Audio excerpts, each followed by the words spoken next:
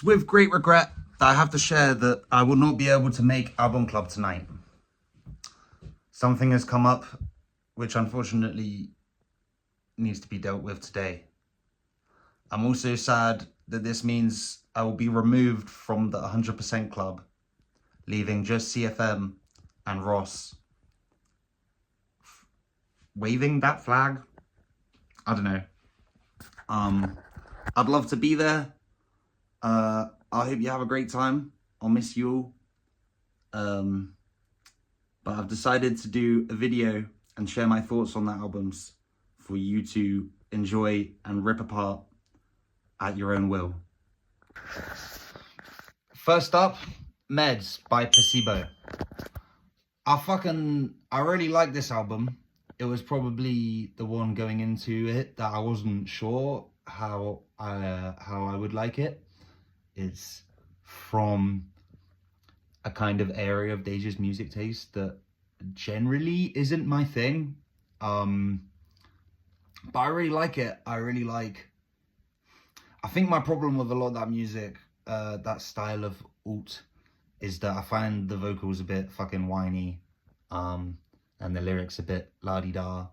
Sometimes, I'm not saying that it's all like that. But I really liked the grit and the naturalness of his voice, and the lyrics were cool and had a nice balance between like just kind of chatty and journalistic and poetic at times, and it was like, yeah, a really nice mix. I thought a lot of the songs were thought-provoking and catchy as fuck.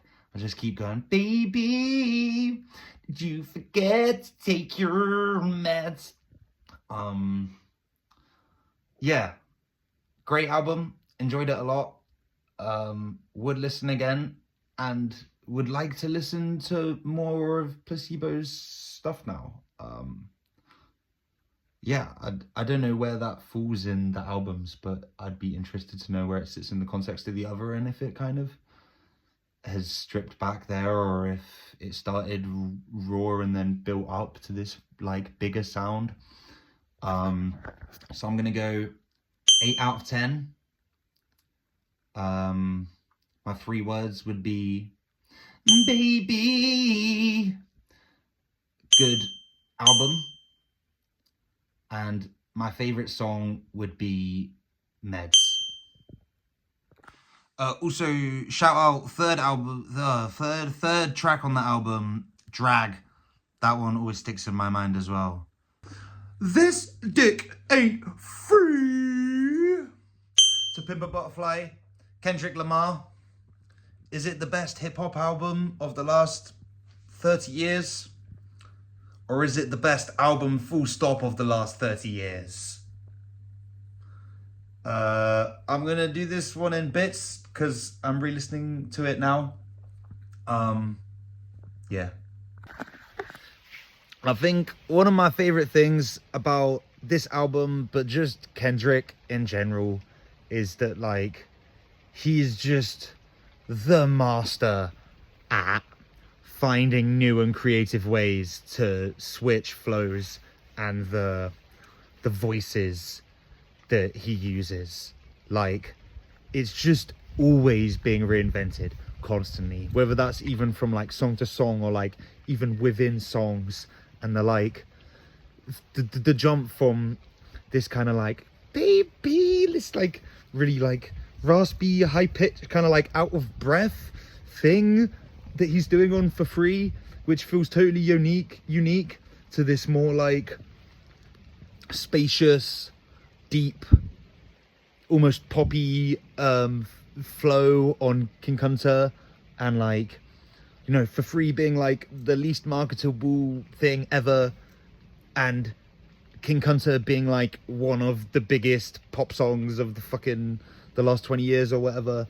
Maybe that's an exaggeration, but you know, that song was fucking massive when it came out. Like, it was everywhere, and it's just like this pure refusal to just be one thing ever. It's so inspiring and sick and exciting to listen to, even though I've heard it so many times before. Oh, oh, what the fuck's that? I'm gonna try and be as brief as possible because I feel like I could talk about this album forever. But I also just wanted to talk about the world building and like the overall concept and just how unbelievably sick that is. I know he's spoken about how he's trying to do like a movie thing, and I think the poem adds to that so much, and it's like building up throughout the thing, so it's taking you back to earlier in the album. And like the poem itself obviously is a beautiful poem, but it's like really drawing together the themes of the album, of like survivor's guilt and To Pimp a Butterfly, like the commercialization of black art, and the bits where he's like speaking at a protest and shit is so cool and just really adds to the overall atmosphere.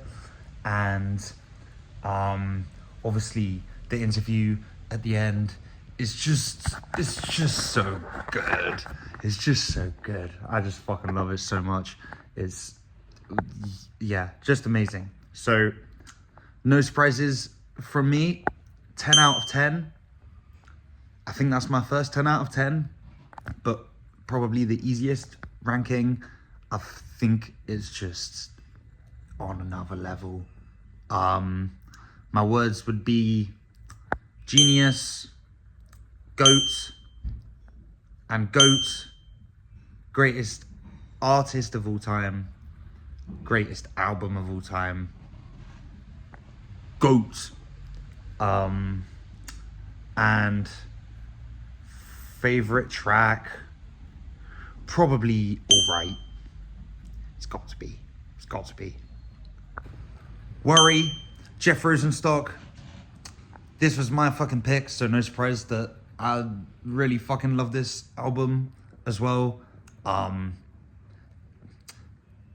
It's just like a perfect album for me. It's just so, I don't know, it's just so sick. It's like talking on lots of different themes, but always kind of drawing them back into this main overarching feel of kind of like approaching your 30s and that being weird and moving into like a new stage of life, kind of having one foot in one world of it and another foot in the other, which I suppose, like, I've only known this album a year, maybe two, so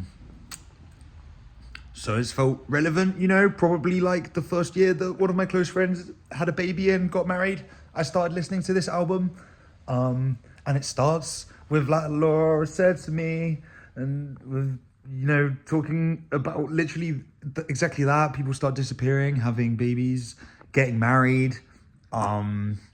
Like, I just love the sound of it. Jeff Rosenstock's just another one of my fucking goats. Like, it's got this like real laddie kind of like rowdy anger and energy to it that I adore, but while still having this pop sensibility and being so catchy and so varied in the sounds throughout the album.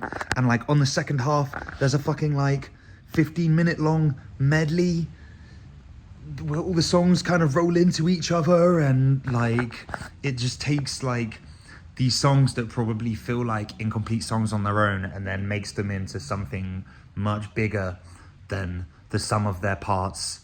And I adore that, and I could just go back to this album again and again and again. It's no skips. It's relatable. I can put it on when I'm fucking like cycling or whatever and just sing every word. And fucking he did some of the songs when I saw him live with Ross Ashley, which was fucking, yeah, just so good. 10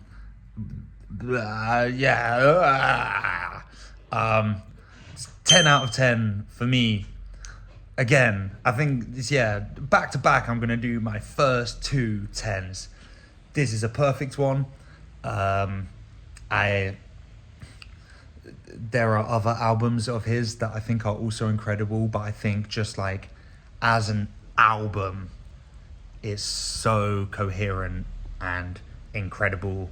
I watched this YouTube video about it, talking about how like the pop punk, like most of the bands that you think of when you talk about pop punk, they had like all this angst and anger, and they didn't really know how to deal with it, so they just like complained about their parents or their ex-girlfriend or whatever. And like Jeff Rosenstock kind of takes all of those feelings of angst that you maybe didn't understand where you should direct them as a teenager, and is like, no, this is actually why you're so angry and angsty, and that's fine, but aim it over here. And I didn't think about the words. Give me a sec. I'm gonna go pop punk, one word, but good. Pop punk, but good. Favorite track, gotta be Pash Rash, but big shout outs to We Beg to Explode and Hellhole. I ran out of time to listen to the fourth one. I'm sorry, Dan. That was the plan.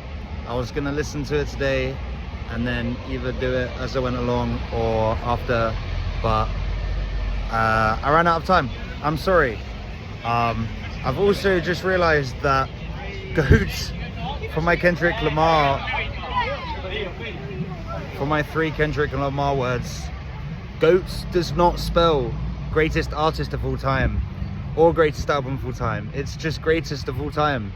So if Chris, you're doing the writing, can you change it to Gaoat? Gaoat. And finally, please feel free to tell me to fuck off because I'm not there. But I'd like to suggest Little Simz's new album, which comes out on the 6th of June, I believe, as the topical album. Because I fucking love Little Sims. I know Dej will back me up. So if I'm not allowed to suggest it, someone else should suggest it. Love you all. Hope you've had a fun night.